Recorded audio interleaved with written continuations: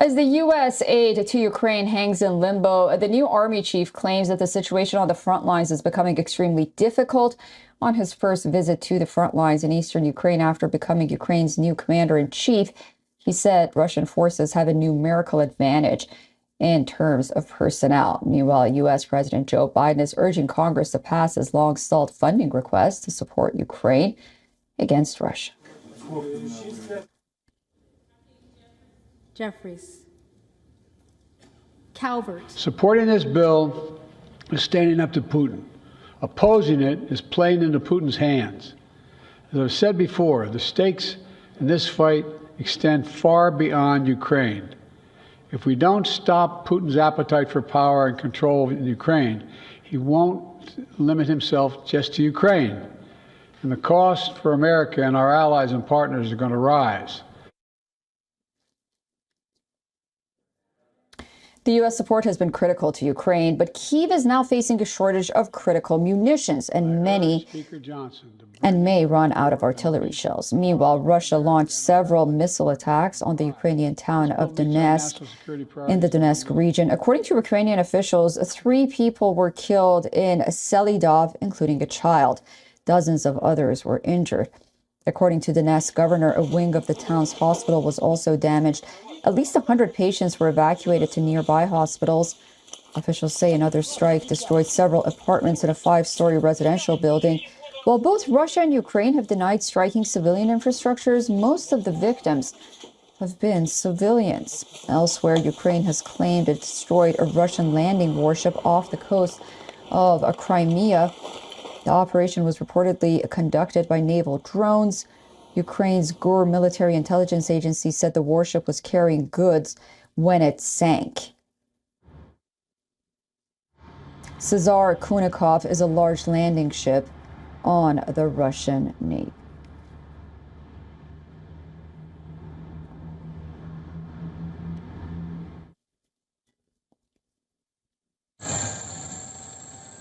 For more on this, we're being joined by Irina Tsukerman, international affairs and national security analyst and lawyer. She's joining us live from Washington, D.C. Irina, great to see you again, and thank you for coming back on WION. The Republicans are having a hard time coming to terms with this Senate bill. Can you talk to us about the argument that they're making in terms of the southern border and not providing funding for military aid to Ukraine?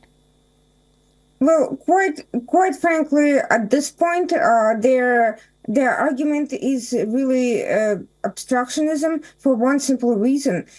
Trump, who is running on the southern border issue, has asked the Republican leadership in the House to oppose any bill with anything related to the southern border reform, so he could write on that issue in November. Essentially, if the Biden administration reaches a comprehensive reform on the southern border, the first such reform in decades, it will be seen as a huge victory, despite the otherwise bad record on this issue. The Senate just passed a version of the bill that includes aid to Ukraine, but also addresses the southern border issue, although that has been hollowed out thanks to pressure from the House. But interestingly, now we're seeing a little bit of a fruit of the poisonous tree after having the Senate hollow out that portion of the bill.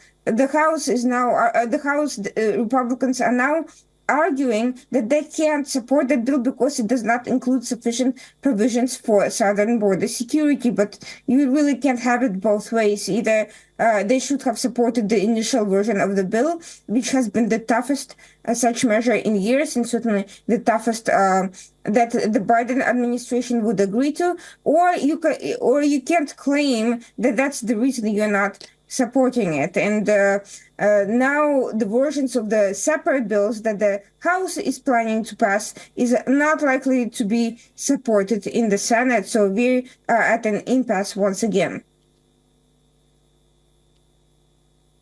Yeah, we are. Is assisting Ukraine a strategic and affordable investment for the United States? Why hasn't the Biden administration been able to convince the public that this is a national security issue? Is it? It is, in fact, a national security issue. Quite frankly, the argument should be very simple. If Russia prevails in Ukraine, and it is set to do so unless something changes drastically, its next move is to expand its operations against NATO states, and that will trigger a likelihood of the fifth. Of the fifth charter, which would force U.S. to enter the war directly.